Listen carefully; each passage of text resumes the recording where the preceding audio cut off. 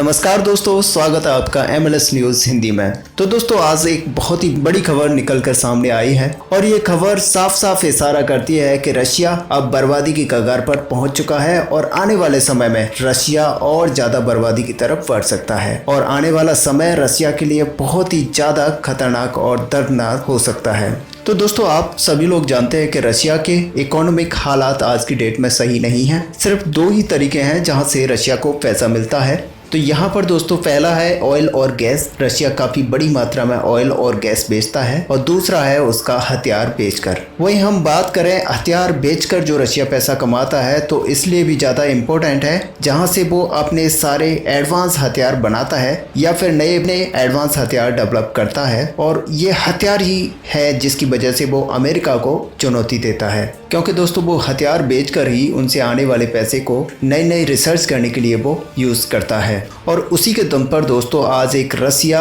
सैन्य super power बनकर खड़ा है। ऐसे में दोस्तों हथियारों का मार्केट अगर रशिया का कोलैप्स होता है तो उसकी सेना भी कोलैप्स हो जाएगी। ऐसे में दोस्तों एक बड़ी खबर निकल कर सामने आ रही है। दरअसल दोस्तों इंडोनेशिया भारत की तरह ही रशिया से बड़ी मात्रा में हथियार खरीदता है और बहुत ही ज्यादा बड़ा रशिया का वेपन वायर है और दोनों देशों के बीच में हाल ही में सुखोई 30 लड़ाकू विमानों को लेकर बड़ी डील होनी थी। अरबों डॉलर की ये डील थी और रशिया को इससे बहुत ज्यादा पैसा मिलने वाला था। लेकिन आप स्क्रीन पर देख सकते हैं ये आज ही खबर आई है कि Su-35 को इंडोनेशिया ने ना कह के और F-35EF खरीदने की तैयारी कर दी है और इसमें दोस्तों बताया गया है कि इंडोनेशिया अब रशिया से Su-35 नहीं खरीदेगा और वो अमेरिका से हथियार खरीदने की अपनी तैयारी कर रहा है और Su-35 की डील को रशिया के साथ उसने अब कैंसिल कर दिया है। और साथ ही दोस्तों आपको बता दें कि इंडोनेशिया इसके साथ ही फ्रांस के राफेल भी खरीदेगा जिनकी क्वांटिटी 20 की रेंज में होगी और इसके साथ कई सारे वो सिस्टम है दोस्तों जो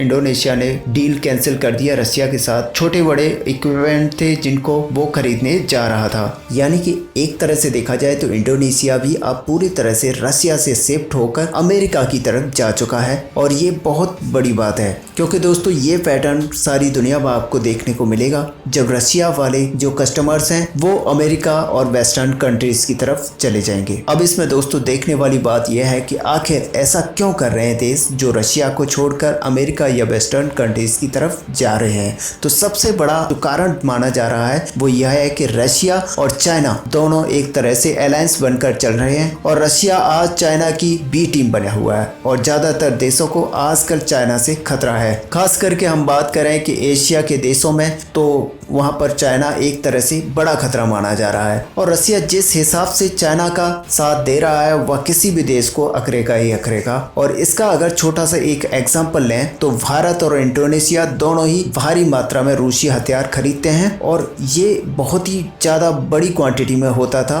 और इसके अगेंस्ट में वो डॉलर्स भी रशिया को बहुत ज्यादा दिया करते थे। और दोस्तों अब होने क्या लगा था कि रशिया जो हथियार भारत और इंडोनेशिया को देता है उनसे भी ज्यादा एडवांस हथियार वो चाइना को प्रोवाइड करा रहा था। ऐसे में अगर इंडोनेशिया और भारत चीन को एक तरह से बड़े खतरे की तरह ले रहे हैं और उससे बचने के लिए भारत और इंडोनेशिया को ये कदम तो चलना ही था जो इंडोनेशिया ने चला है। और दूसरा कारण जो बताया जाता है दोस्तों वो है काटसा के प्रतिबंध। और जो अमेरिका काटसा के प्रतिबंध लगाता है, जो रूस पर काटसा का प्रतिबंध लगाया गया है, तब से बिलियंस और बिलियन डॉलर्स का रूस को लॉस होता जा रहा है। और दोस्तों जब से जो बाइडेन आए हैं तब से माना जा रहा है कि रूस के बहुत ही ज्यादा अगेंस्ट में जो बाइडेन को माना जाता है और ये जो काटसा प्रतिबंध है और भी ज्यादा कठोर हो सकता है जिसकी वजह से कई सारे देश रशिया से वेपन्स ना खरीद के दूसरी तरफ अब शिफ्ट कर रहे हैं और दूसरा उनका ऑप्शंस हो रहे हैं फ्रांस या फिर अमेरिका।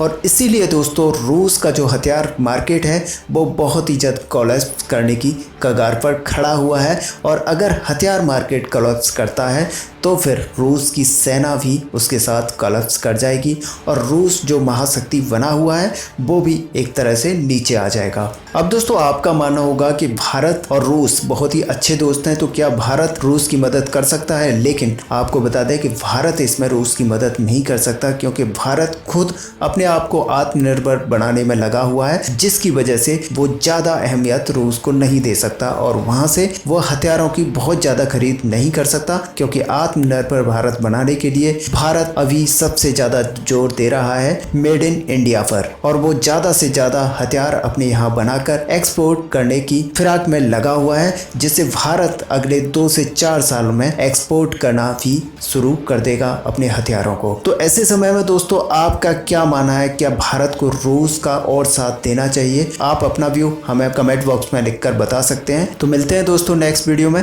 तब तक के लिए धन्यवाद।